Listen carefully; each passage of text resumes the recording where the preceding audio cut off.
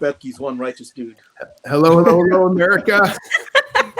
There's some joke going on between Josh Jacob and Jeff Bethke. I'm not entirely sure what it is, but I think it's really funny. Just getting on the air. Good to have you all with us today. So happy to be here with the American Awakening Squad, the Signs of Life group, coming to you from around the entire country. And we're speaking out from the U.S. to folks around the world. We know we all need an awakening. We call ourselves the American Awakening, but we're all about awakening everywhere. We know that God has got you in this terrible time of Corona, the challenges you're all facing. We know it. We feel it. We're right there with you. We pray for you every day. We show up every single day to share light and life and faith and hope and love. A little music along the way. And on that music point, let's start it off with Josh Jacob. Josh, what do you have for us today, brother?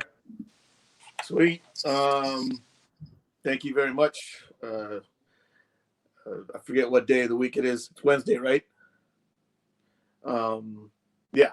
So anyways, I'm going to do a Gungor song that, sometimes when you feel like, the world's kind of stopping and going crazy, you need a reminder of what God has done for you and what he can do for you in the future. So I'm going to sing this Gungor song and hope y'all like it. All right.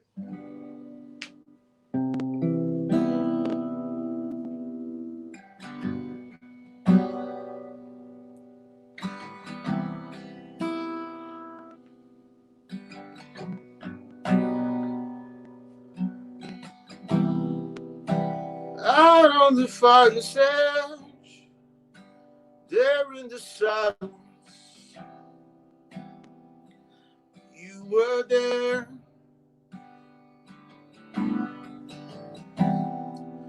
My faith was torn to shreds, my heart in the balance, but you were there. Always faithful, always good. You still have me. You still have my heart.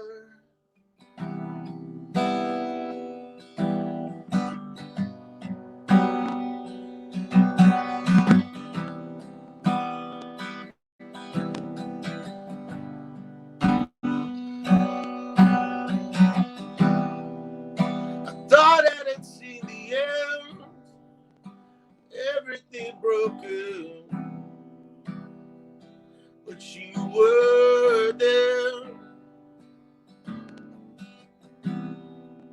I wandered in heaven's gate, I made my bed in hell, but you were there still. Always faithful, always good. You still have me. You still have my heart.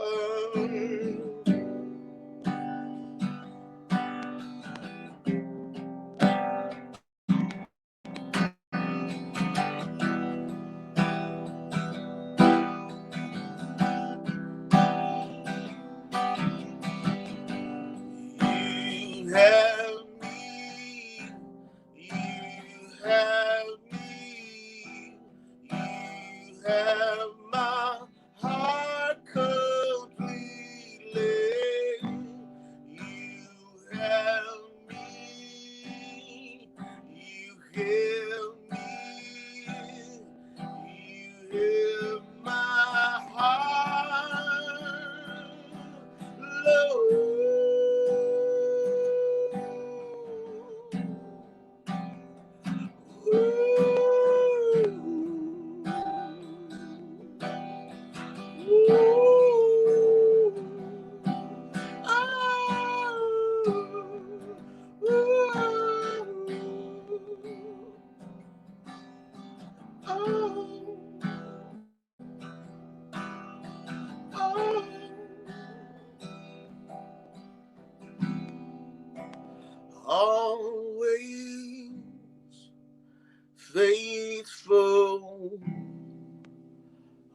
always good.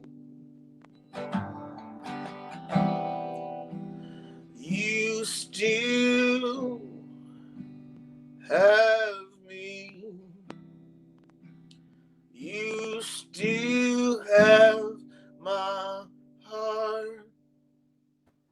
That's good. That's good. Yes. All right. All right. So who's familiar with that song? Who knows that one? Yeah, Gunger's awesome. All right. All right.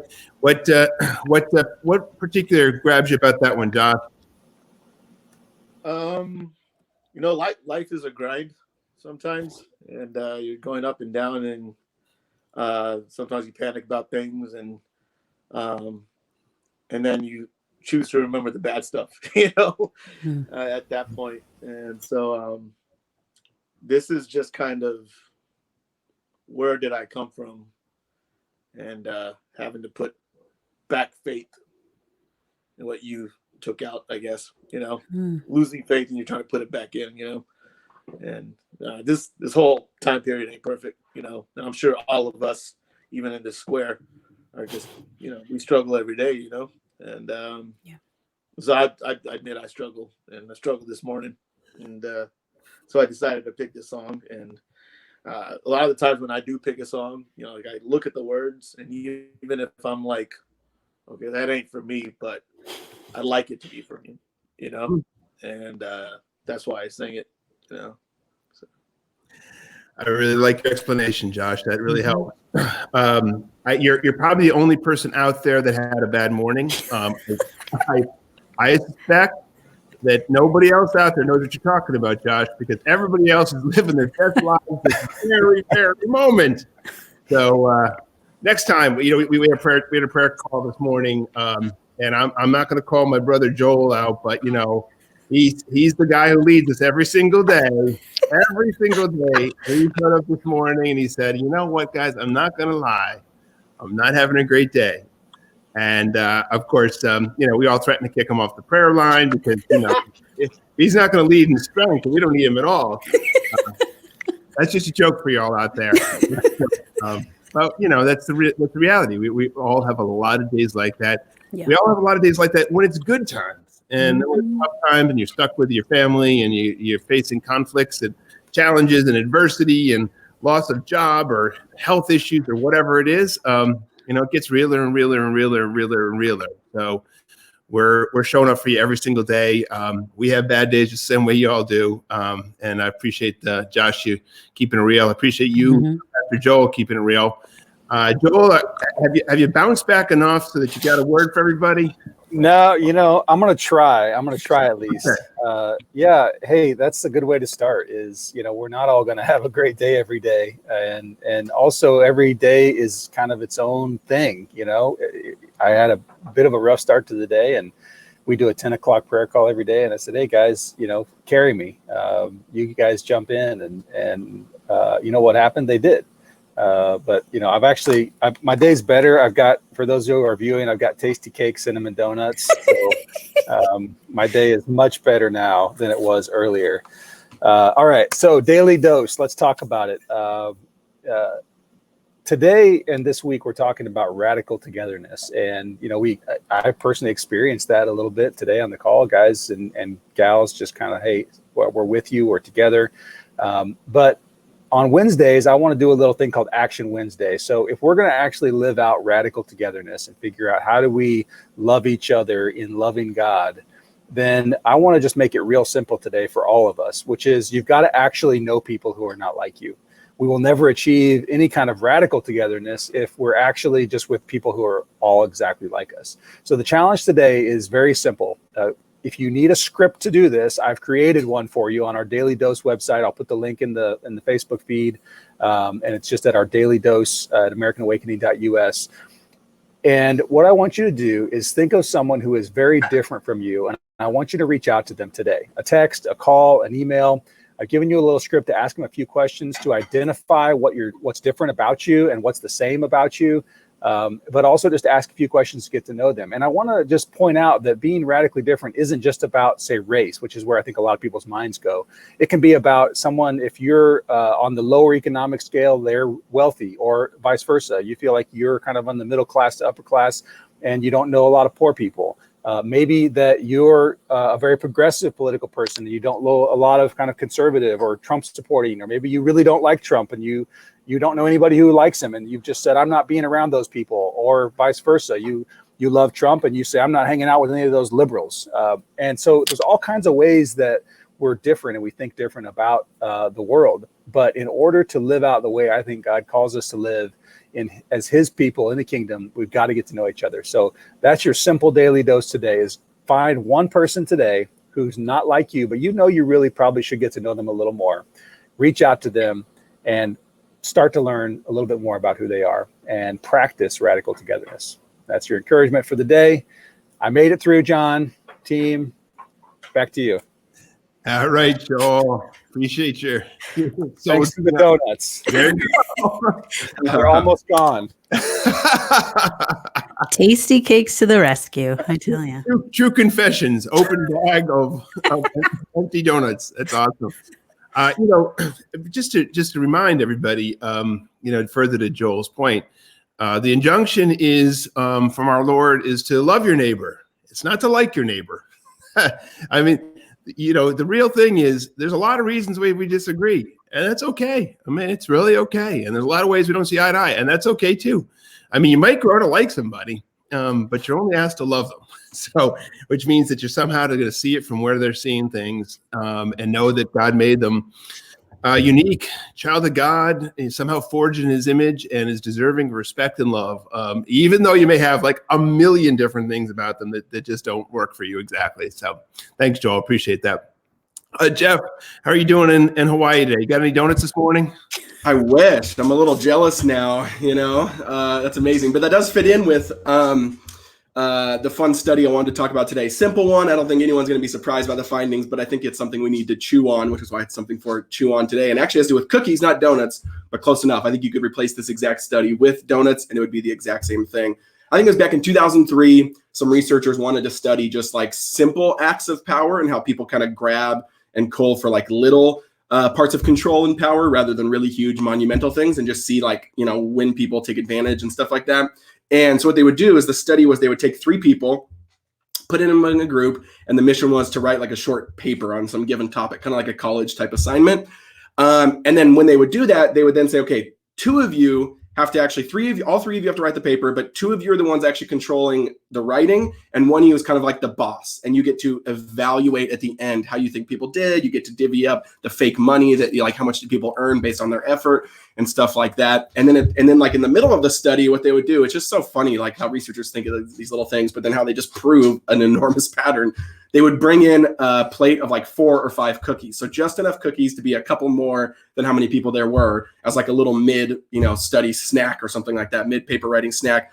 And as you can imagine, like literally every single time, the person who was made the boss was the person who ate all the extra cookies.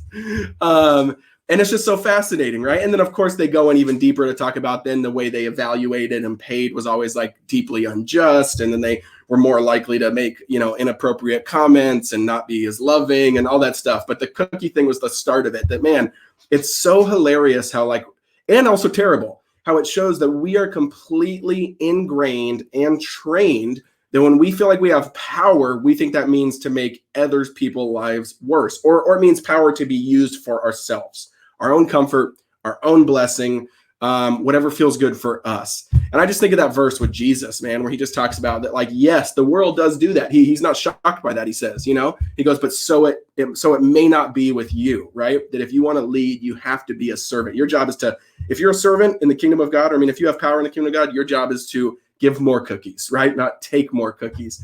And I just think, man, one thing that shocked me is when it's something as simple as that, I think we have to realize that it's in all of us. Because a lot of us can hear something like that and be like, oh yeah, of course I would share. Or I'm a kind, loving person. But we're not when we actually get put in those situations. Like, it's not our default. It's not our knee jerk. reaction. And so I think we have to be people that are formed in the image of Jesus to serve and love. And man, if the kingdom of God can actually be millions of people that are defaulting and knee-jerking to actually serving and giving and sacrificing, the ripples of that are almost impossible to compute. And so that's something to chew on for today is, what do you do with power, even in small ways? Because usually whatever you do in small ways will also be seen in the big ways. And it's something we have to think on and make sure we have a plan for, and that we do try to create a form of serving and loving and sacrificing. So that's all I got for today. Back to you guys. Wow. That is bringing it down. One of the truest, deepest lessons of all is what would you do if you had, all the running room you wanted to do exactly what you wanted at any time, right? And that's what you're calling out. A long time ago, I had a philosophy professor who shared with me this view, which kind of blew my mind, changed my perspective entirely. Think about the old medieval kings or whatever, kings or queens, and you look at them and say, oh, they did this, they beheaded, they raped, they pillaged, they did whatever, and he was saying to us, which kind of just changed my perspective. I think imagine whatever single instinct you ever had at any moment could be affected. Like, because you're in those cases, I mean, this is a thought experiment. Those guys are the sovereign, right? Like, nobody's standing in their way. If you're the king, that God created you to do that. I mean, in theory, anyway. I don't really believe that stuff, but exactly like that. But the bottom line is, like, when you look back at those people who had absolute power, that oftentimes behave miserably. And he said, well, you know what? Imagine if you're in the same spot, and as soon as you had an instinct, whatever that instinct was, you could just act upon it and get what you wanted because nobody could stand in your way. And I think it is, it's the living, breathing embodiment of the cookie experiment, I think, which is basically that when you break it all the way down, when you get the chance to call the shots, if no one was standing in the way of you calling the shot in a way that was, unfavorable to somebody else and completely favorable to you, what would you do? And it's pretty humbling. I have to say, it gives you prompting to check your own heart and think about, what those thoughts are and how you might act on them if nobody was stopping you. Anyway, I think it's super duper humbling in my view of the world to think, you know what? I'm really not that much better than anybody who's acted in a bad way throughout history, probably more or less. If you break it all the way down, and that's yeah. I mean, who likes to admit that? But the cookie experiment tells us a little bit about that, right? Yeah. Well, one more thing I'll add to, which is kind of funny, I forgot to add this too, is they even studied people's the leaders' reaction when they would eat that fourth cookie, and they literally found a pattern of actually they ate it more sloppily and with their mouth more open. Which is kind of hilarious, but you can kind of see that, right? That there's something about this. Yeah. You just kind of become this like power monster. You literally, it like kind of changes your demeanor. And I just find that so hilarious and terrifying at the same time. Yeah. I mean, especially when that makes you think like, wow, so what am I really like? Yeah. What am I really like when I'm asleep, when the lights are off, when like, what's inside me that I don't even know? Lord help. That's so true. And then one last word on this, kind of switching gears from the sort of the social observation, which you made, Jeff, to the kind of the spiritual, which I sort of made, to the political. That's exactly what the founders were wrestling with. For all their limitations and flaws, they basically had the working hypothesis that anybody left to their own devices is going to get after. We had to be kept in check. Yeah, exactly. They're going to get after their own in a big way, and that was one of their radical revolutionary concepts. Was, hey man, it doesn't matter who you are, you get that seat. After a while, you're going to take advantage of it, and so you better be pushed back by a lot of forces. So anyway, so good to talk with you all. It's great to be with everybody out there around the country and the world. We thank you for tuning in. Would ask you to check us out on podcast. We're on the Relevant Network. We're also on every single podcast platform. Yeah, there you go. It's down below if you're watching us now. Check us out there. Please leave a review. Check us out on Twitter and Facebook and every place else in the world. We got lots and lots of different social media platforms we're driving these days, trying to get the good word out there. God loves you guys. We're here in this with each other. And God's always got you anchored there.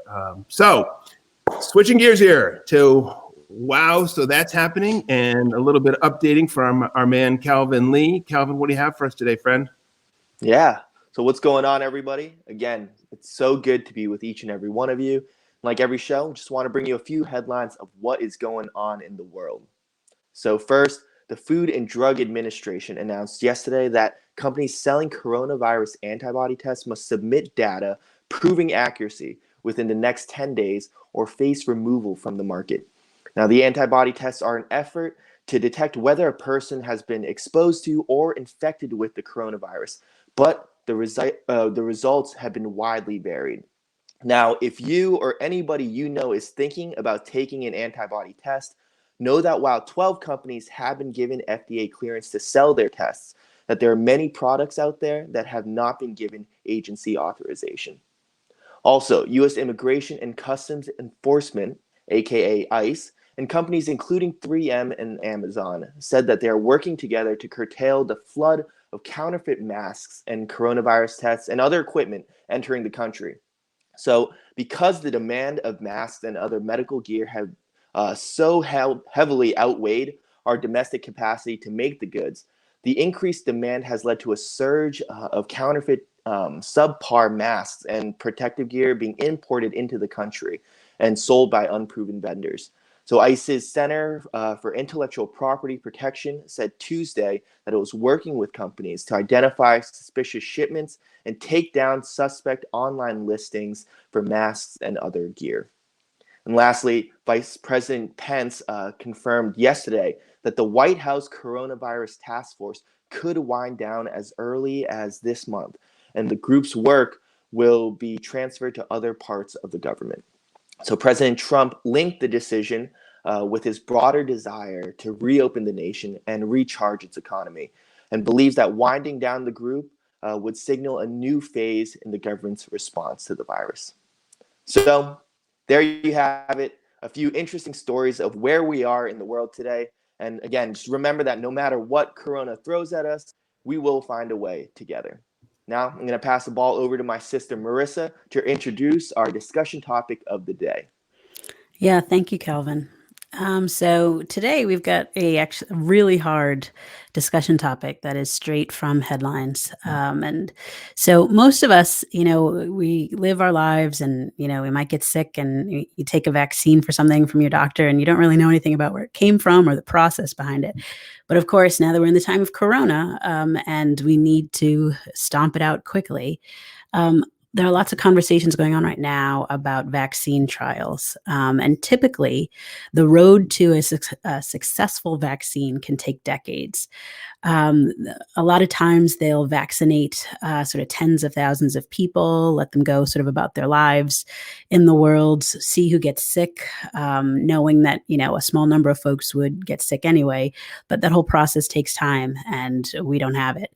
And on April 20th, a bipartisan group of 35 lawmakers sent a letter to the heads of the Health and Human Services Department and the FDA calling for, quote, a more rapid testing and approval process.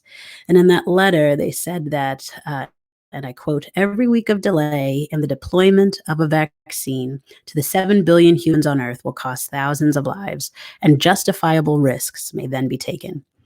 So basically, the current rules that exist now, which have been developed over decades, they're meant to protect people from harm. But because time is short and we have such a massive global corona death count, scientists are debating using what's called challenge trial studies. They're called challenge trials because what they do during these trials actually challenges the immune system. And what they do is they deliberately infect people, healthy volunteers, with a disease that could kill them and for which, when they inject them, there's currently no cure. While that might sound crazy, in our time, scientists are increasingly supportive of using them.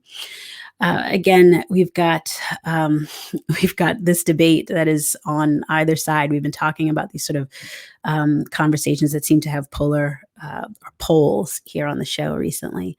On one end, you've got this notion that times are so difficult that volunteers who want to sign up for these trials should be allowed to sort of sacrifice themselves potentially on the benefit of, the rest of us.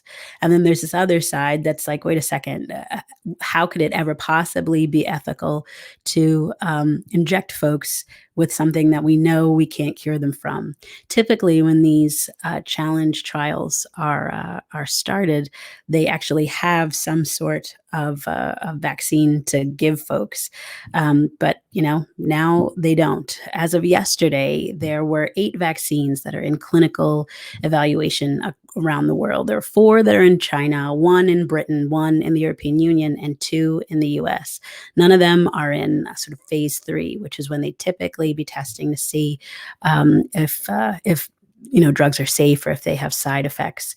And it's interesting. In 2016, researchers wanted to use challenge trials for the Zika virus. I don't know how many of you remember that, but they wanted to test a vaccine, and the National Institute of Health said no because they didn't think that it was ethical.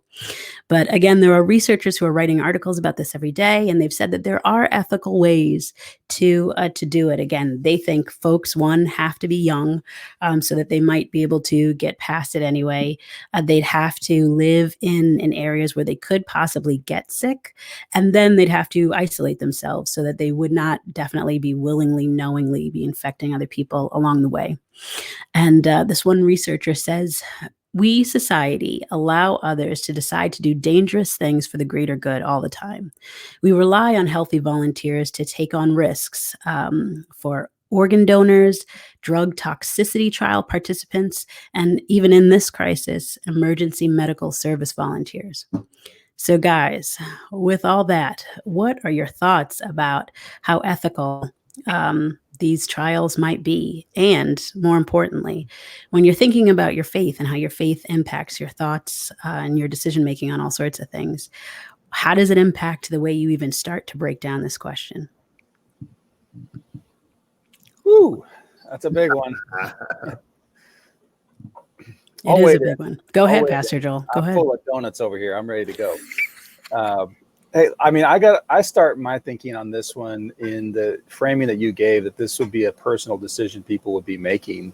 And again, framed as a valiant one. I think it would be incredibly important that people really understood what they were getting into, because we've also known historically all kinds of medical testing has been done in a very abusive, oftentimes racist or advantageous way. And so I think, with those kinds of safeguards in place, if folks are saying, I want to be a science hero, so to speak, in this way, and I'm willing to do it, and I understand the risks, I got to think that I'm going to go with that from my perspective.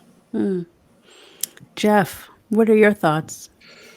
Oh, I don't have much on this one today. I just think I need to chew on it. I need to make my own something to chew on this one. That's real. And you know what? That's an important thing, right, to acknowledge. Yeah. We don't have answers all the time, and you don't have a quick pat response for all sorts of things. Totally. So we'll let you chew on that one. Yes. JK, though, I saw you nodding very vehemently as Pastor Joel was talking. Yeah, I think for me, it's not even a close call. And that is that self-sacrifice, choices for self-sacrifice are valiant and honorable, and fully disclosed, complete information. Then let people choose whether they want to contribute in that way. So.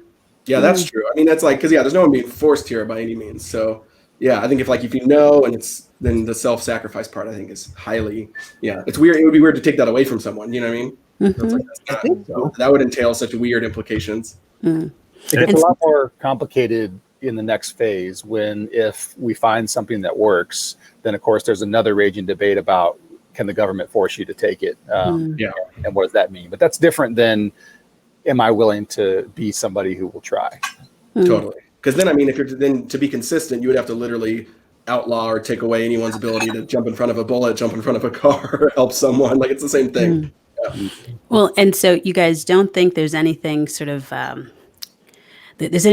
odd about, us throwing out all of these years of research and the things that they've done to decide that they would not normally do this unless they had a cure. You think now definitely is the time when we should uproot all that because things really are that serious. I mean, because this can't be the most accelerated pandemic of all time. You know what I mean? And so I'm just and they've never done this type of process. So, like you said, it takes years and stuff like that. So that would be something interesting of why are we saying that the speed is so necessary for this? I almost wonder if, as part of it, the information age, the digital age, our phone age, or like 2 months feels like 10 years because we are so saturated with how this went and the information of it that they weren't in the flu epidemic of 1918. It's such a slower moving train then that I do think that can sometimes give a false impression of just the speed is so unreal at which we are asked to make decisions now because of all that stuff. And so, yeah. It's totally fair, Jeff. But 102 years ago, there were all sorts of regulations. Totally. I mean, so 102 years ago, we were a very lightly regulated country. You go airplanes where it can spread as fast. I mean, there was, but it's not the air travel we have today. So these ethical, the last time we had a major test like this, these ethical rules weren't in place. And so my take is look in not that this is directly analogous to wartime, but in wartime, as long as it's not about the harm of others, you suspend a lot of rules about how much harm you're willing to incur for yourselves to protect others, right? So, John's trying to go martial law right now. He's feeling it. Yeah, no. No, I'm joking. I get it. I agree. There's rules of law which relate to why you don't commit war crimes against another. Those lines you should not ever go beyond because that's harming somebody else. But the rules would say, hey, me and my guys, we're willing to go down for this because there's a greater good.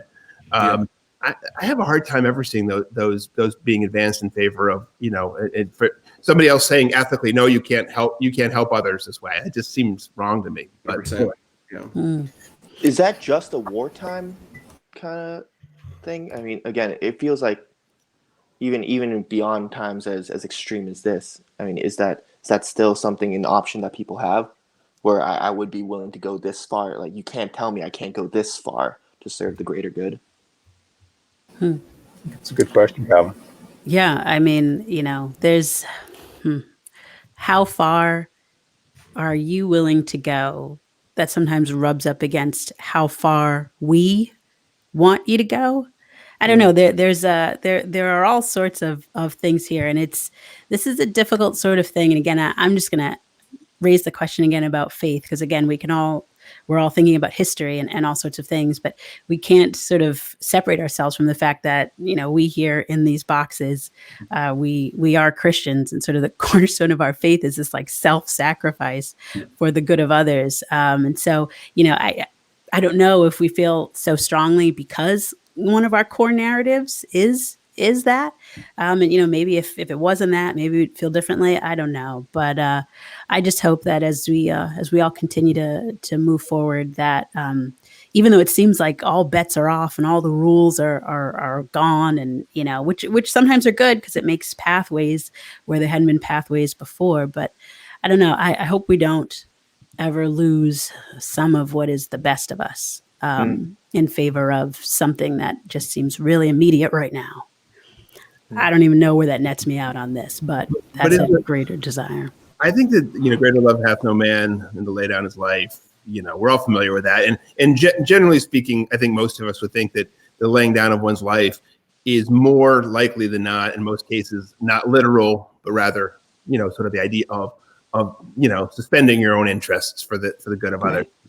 But we can't get away from the literal version of that either. There is a specific literal version of this, and I just think it's hardwired into our thing to be extending ourselves in self-sacrifice. And I think that's the best part of us, Marissa. That's why I'm so strong on this point to say I've never seen throughout history somebody who decided voluntarily extended themselves for the good of others, even at the loss of their own life and limb, has said, "Oh no, what'd you do that for?" I mean, I'm sure there are foolish examples of that for sure. Don't get me wrong. They're not regularly recurring in our mindset and our framework. Usually we say, as long as they judge the risks in a reasonable way, say, okay, I got it, and you put yourself out there. I will say though, and it seems like we always seem to come back to this place in a lot of our discussions, but the the challenge of making any kind of blanket statement or generalization, right? It really seems to always come down to the individual and this idea of obedience. What is the Lord telling you to do in this moment? I think that's what you're talking about, John, because again, I think we've all acknowledged how high the cost is, and I think that would be something. Jeff, you kind of brought it up. You would hate to see someone not kind of count the cost of going in there, right? You think of the implications of you putting your life on the line, of your family, your loved ones, people who care about you. So I think it really has to come down to, what has the Lord told you to do? If He's asked you to reflect His life and His love in this way, to even put your life out there like that, then God bless you. Yep. Clearly the concept of mandating it would be something entirely different. But taking away the volition of people to try to be helpful, that seems like, well, anyway, we can go a long time on this. I know we can. And I would love to. However, it's already 6 minutes past the hour, and Dan and BJ are waiting for us. Thank you so much, everybody, for those great contributions. Thank you all for being with us out there. We are now moving to Nashville, and Dan Haseltine and BJ Barham. So glad to have you with us. So excited to bring you on the set. Nice to be here. Hello from Nashville. It is just a beautiful day here. We're going to get a little bit more wind, as that seems to be the way things go here in Nashville, Tennessee. It is still great to be here. We have a really special guest today. I didn't know much about American Aquarium until our very own Pastor Joel discovered them through he was just doing some research, and he found a song that just really resonated. And I think we all went back and listened to it and found that it really was the kind of song that encapsulated a lot of what we've been talking about on this Signs of Life podcast and show.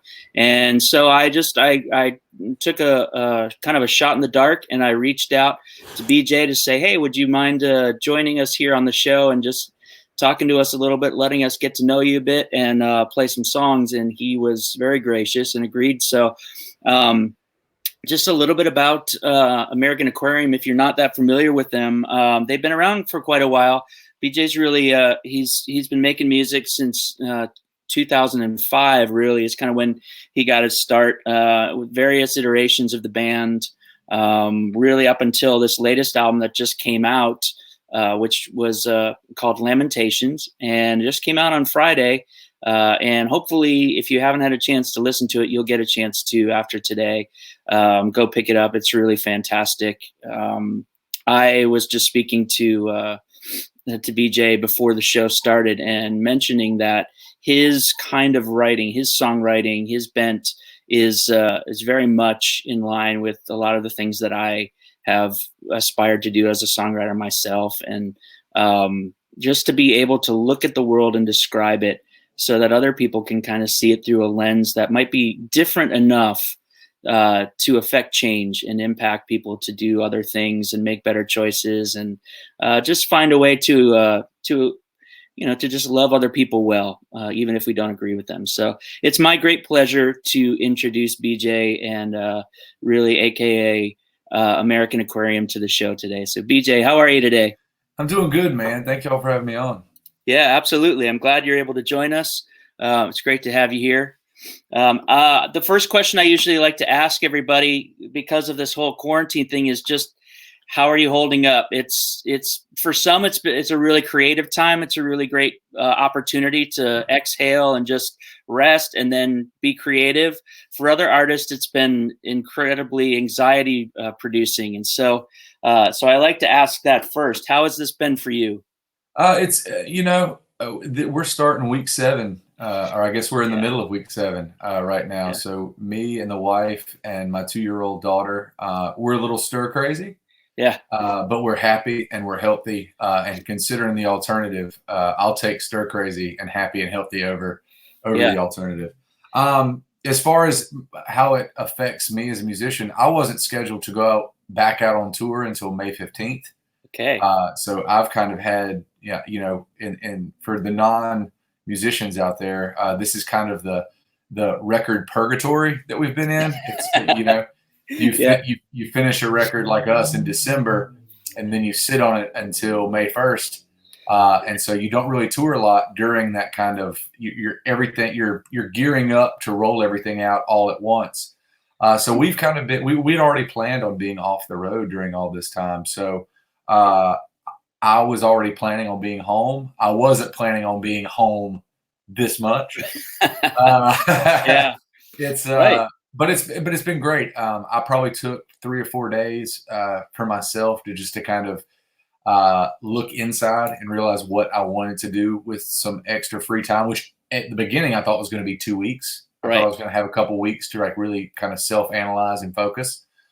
And then when I started realizing the severity of the situation that we're in, that was going to be a month, 2 months, 3 months, that's where I started finding these daily doses of creativity to kind of propel me through this. And so I do a couple live streams a week over on my Instagram and Facebook page to where I just, sometimes I take requests. Some nights I play entire records from our back catalog, start to finish.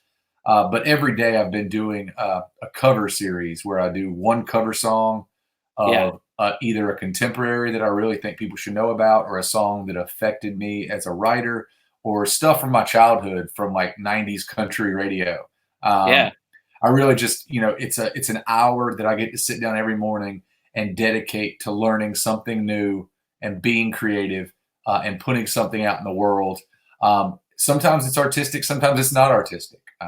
But I'm putting something into the world that is giving people at least a 3-minute distraction from the chaos going on outside of their front door. And that's so important. Yeah. I think we all look for those little pieces of distraction, because if you string 10 or 11 of them together, that's a good hour or two of your day where you're not thinking about the apocalypse, which is great. Yes. Yeah, I mean, we really should limit our time thinking and processing through the apocalypse. That feels like it's just going to bring the day down a little bit if that's where you spend most of your time. So that seems like a bit of a bummer. I agree. So I want to talk just briefly about the new record. It really is a fantastic project. It feels. It's incredibly believable. Like that's to me is always the sign. I've said it a few times on this show with other artists that we've had on, that the true meter of how great an artist, songwriter, album can be is, do you believe it when the artist is singing it? And this album is just completely believable. And like whatever you've conjured, whatever fire was started that birthed these songs was really a great place. Can you talk just briefly about like where you found kind of the focus and the things to describe on this record? Yeah, so Lamentations is the name of our new record. It came out last Friday, May 1st, and it's the 8th studio record we've put out. But it all started, I was on a solo tour last January, and we stayed at an Airbnb in the middle of Little Rock, Arkansas, and it was one of those kind of cute little hipster homes. And in the bathroom, they kind of had that, like, the niche, like Bible verse in flowy font, like a live, laugh, love kind of thing. Yes. Except for it was a verse out of the book of Lamentations. And the word Lamentations struck me. It's a word that we don't really use a lot in the American lexicon anymore. It's a word that you don't just see randomly popping up on social media or in advertisements. And then, so I started kind of, I was raised, doctrinated. My father was a Southern Baptist deacon. So I was raised in the Word. And I was familiar with the book, but I went back and revisited because I just wrote down the word Lamentations, and I carry a writer's notebook with me at all times. And I jotted down the word Lamentations. And when I got done with the tour and started kind of, digging back through all of the one-liners and ideas and observations, that word kept just jumping out at me. And so I deep dove it back into the Book of Lamentations and just realized that, I saw a lot of parallels between then and today, 2020 America. It's basically Jeremiah writing to God, questioning God's existence. He's watching Jerusalem fall to Babylon. Yeah. And here's a man in the faith his faith is tested, and he's watching everything that he has lived for crumble, all because it was God's will. And it's about those kind of pressure points, these points in our life where you have, your faith gets questioned and it gets tested. And so I saw a lot of parallels between a man sitting around wondering where God is while he watches his country fall apart. And I wrote this in 2019. So throw in a global pandemic and this album gets extremely real. And then, but I also, so I wrote the first song for the record, which was Lamentations. I always start off with a title of a record before I can start writing a record. So you're more of a concept album kind of person than right? Very much so. I write the final puzzle. I write what the puzzle is going to be called, and then that way I can shape the pieces of the puzzle so that they all fit together. There's some kind of line of continuity throughout all the songs. I'm a true believer. I live in a world of singles, but I'm an old soul that comes from the world of albums where all of the pieces make the whole that much better. And so if all the pieces are kind of united under this umbrella of a common theme, I think the record, like you said, can be a little bit more believable. You can also kind of pull yourself and place yourself in each of these characters in each of these songs. And at the end of the day, you can listen to this record and this character could be all the same person, just completely being tested. So the first song I wrote on the record was a song called Lamentations, which is it's a hyper political song. It's talking about the plight of the working middle class in America, being ignored by the left, being ignored by the right, and then all of a sudden 2016 rolls around, and there's this desperation of why does it matter who I vote for? I'll vote for the wild card. I'll vote for that guy who is telling me everything I want to hear. Like, what do I have to lose? Right. And so once I wrote that song and got the hyper political song out of the way, I realized that if I wrote 10 songs like that, it would be extremely heavy handed. When you're writing politically, I think it's extremely important to write with empathy. I think it's extremely important to write with respect to someone listening to your music that will disagree with you. If you write with empathy and respect, you always leave the table open for discussion instead of arguments. And there's only one thing that separates a discussion and an argument, and that's respect for the person you're talking to. Discussions are beautiful things. When you can have discourse with someone else that disagrees with what you believe in, it only tests what you believe in and either makes it stronger or you find the weaknesses in what you believe in, and then you can go build your strength in what you believe in. I think it's very important in a world of social media where we can just block out any kind of idea that differs from ours. There's a danger in that. You put yourself in these kind of isolated bubbles, these echo chambers where you're only being told what you believe in is right. And I think that's very dangerous, i.e. 2016 when nobody saw it coming. Right. Well, everybody, the social media space is also one where people really you try to kind of create a caricature of the person that you're communicating with. You're reducing somebody down to just a very minimal amount of dimensions so that you don't have to consider people as a whole person. And they're 140 characters. That's what a person is. Right. And just an avatar with that's it. That's all you get. So you have to make so many assumptions about a person that it makes it difficult to have true, respectful, empathetic, compassionate argument or discourse, which is true. So you've got a guitar there? Yeah, I have a guitar. Would you be willing to play us a song today? Yeah, for sure, man. Great. We'd love to hear something. I will say this, and we're not locking you down to this song specifically, but the one song that we heard that we immediately gravitated towards was Me and Mine off of this new album, which is just a fantastic song. And I think we all resonated with what you were saying in that song. But then I have to also mention, and not that you have to play this, but the luckier you get is the concept behind that line of the harder you work, the luckier you get. That's what I tell my teenage sons over and over again. So, yeah. So I'm a fan of each of those. I can definitely play both of those songs for you. I'll get I got a pick laying around here somewhere. I'll find it. Oh, good. If not, I'll just finger. Yeah. I'll finger pick it. All right. Yeah, I'll play. I could probably get both of those songs in for sure. Brilliant. All right.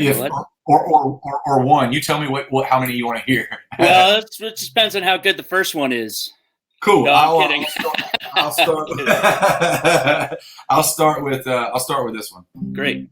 It's a song called "Me and Mine."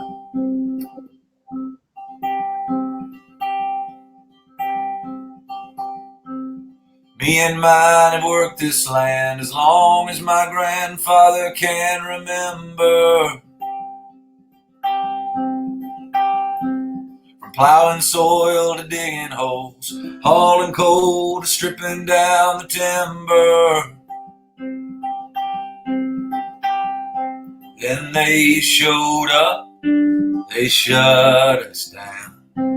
The same old story, the same old town.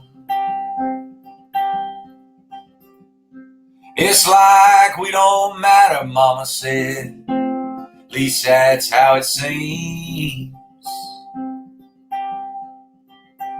And that's the day I woke up from the American dream. What are you supposed to do when the God you're praying to up and goes missing? And leaves a trail of unpaid bills, broken homes and opioid addiction. Then a politician shows up promising that he'll return the jobs that God himself could not bring back. Fool me once, shame on you. Fool me twice, shame on me. Yes, the day I gave up on the American dream. These lamentations, they're getting too hard to sing. These lamentations, they're gonna be the death of me. You see, me and mine, we ain't the kind to sit around idle and complain. We're tough as nails, mean as hell, without an ounce of quit in our veins.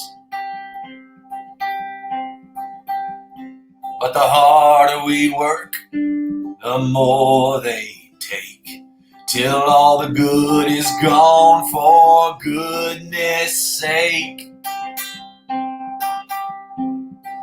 Neither the left or the right are gonna fight for folks stuck in between. The way things really are, the American dream. These lamentations are getting too hard to sing. These lamentations are gonna be the death of me. These lamentations getting too hard to sing.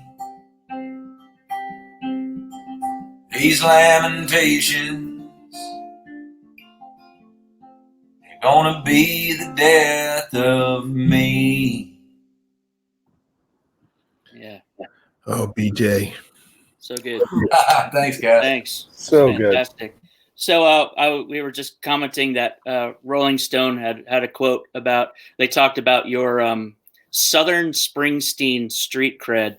And it's which is, I think, is pretty great because I grew up listening to Bruce Springsteen, and really he's one of those artists I feel is very believable. Even though I played at Asbury Park where everyone says he got his start, legendary club, and on the back of one of the speakers, right, hanging low above the stage, if you've ever been there, are the words "You suck or you wouldn't be here" etched in. And so I thought, well, that's some sort of deterioration of a great club and a place where you must be talking about the Stone Pony. Yeah, it was, Stone Pony, yeah, for sure. Yep. So you know it. Yeah, I'll wear the Springsteen on my sleeve. Good. I wear my influences. I've always been moved by really big rock and roll bands that have frontmen that are hyper lyric driven people. So Tom Petty, Springsteen, kind of the really big kind of heavy hitters in American rock canon.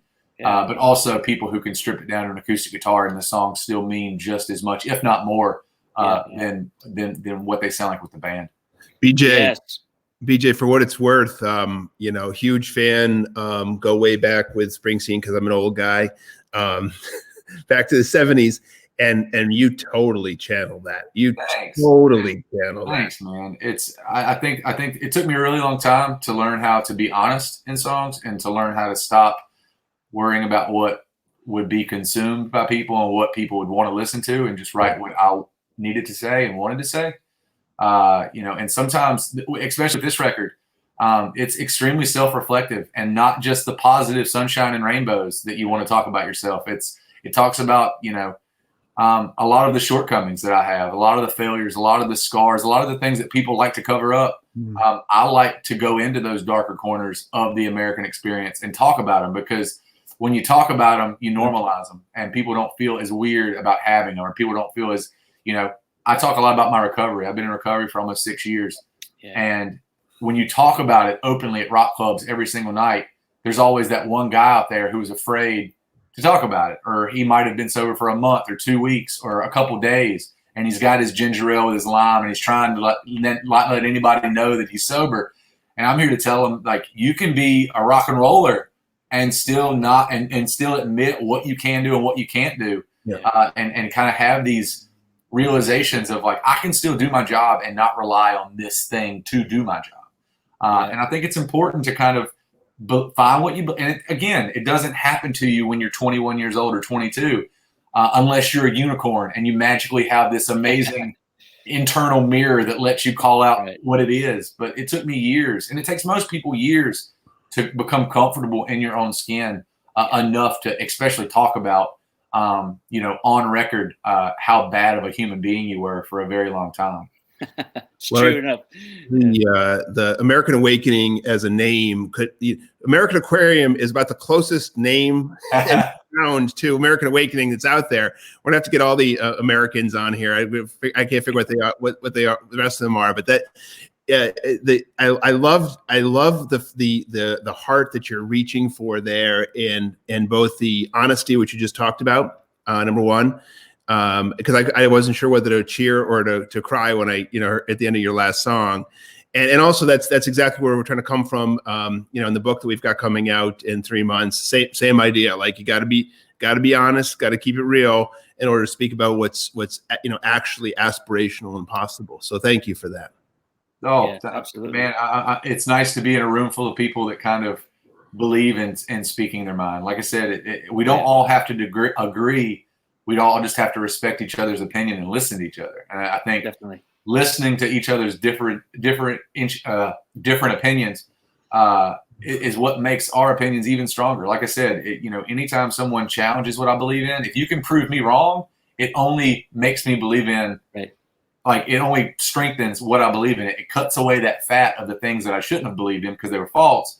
And those central views become that much stronger. So I think discourse is one of the most amazing things we can have. And, it used to be a normal thing in this country, but now it's so much. We got split up into two teams. You're either red team or blue team, and you got to be extreme on both sides. Like, tell my friends, I'm not liberal enough to be, their liberal friend, and I'm not conservative enough to be their conservative. I know what I hold true, and I know what my values are. We call that the middle space.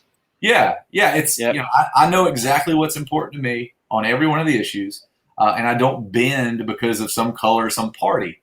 And it used to be like just everyday normal people felt that way, and now we like I said, we've been split up and divided, and that's it's a terrible thing. I know. We all remember gym class. We all remember being put in the line, and then count off by twos, and you okay, now go, and you stand next to your friend, and then you're on the opposite team all of a sudden, and the rest of the afternoon's all shot.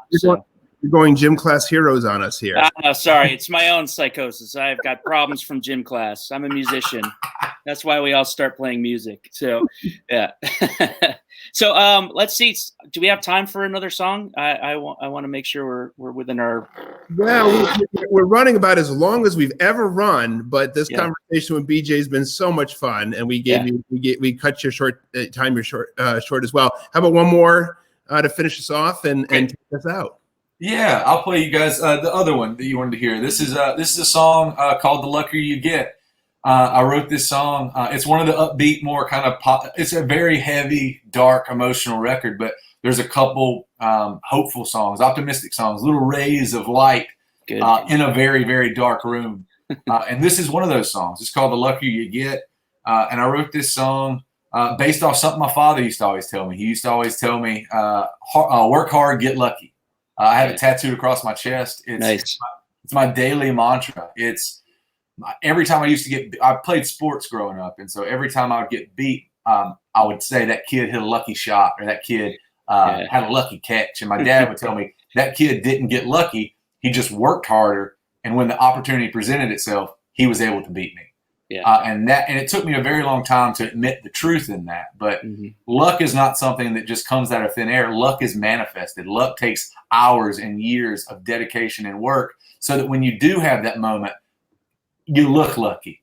And there's a really great quote. I think it was what my dad was trying to say. He just said it in a redneck way. It was, luck is the intersection of hard work and opportunity. Yeah. And I think that's such a great thing, is like bands like us. There's a lot of listeners out there that have probably never heard of us. And we've been playing for 15 years and have 8 records. And we're the overnight success all of a sudden. And always 15 years to get to that point where you have the opportunity to show up on a pastor's Facebook page and show up on his radar and have him tell his friends. It's serendipitous how that kind of stuff happens, where somebody just happens upon your band and then gives you an opportunity to talk to people. But this is a song about that, and it's about working hard to get where you want.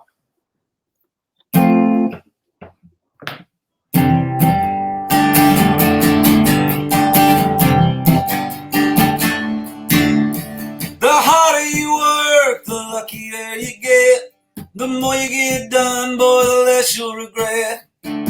Write it down so you never forget. The harder you work, the luckier you get. When I turned 13, my old man sat me down. Said, boy, there's only 2 ways out of this town. That Greyhound bus that's boot camp bound. Put your nose in a book and keep your ear to the ground. So I set off for college, but it weren't for me. So I got a guitar and started playing for free. Wrote a couple hundred bad ones till I had 2 or 3. I thought was good enough, folks might pay me to sing. The harder you work, the luckier you get. The more you get done, boy, the less you'll regret. Write it down so you never forget. The harder you work, the luckier you get. The harder you work, the luckier you get.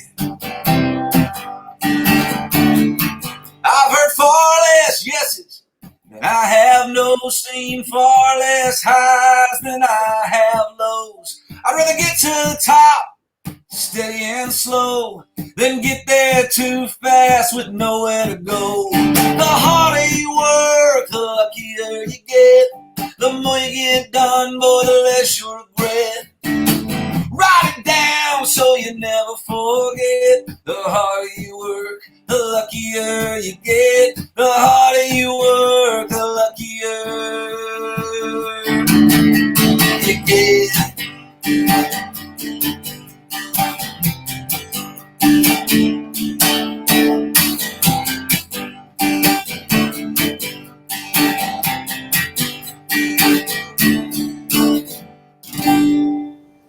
Yeah.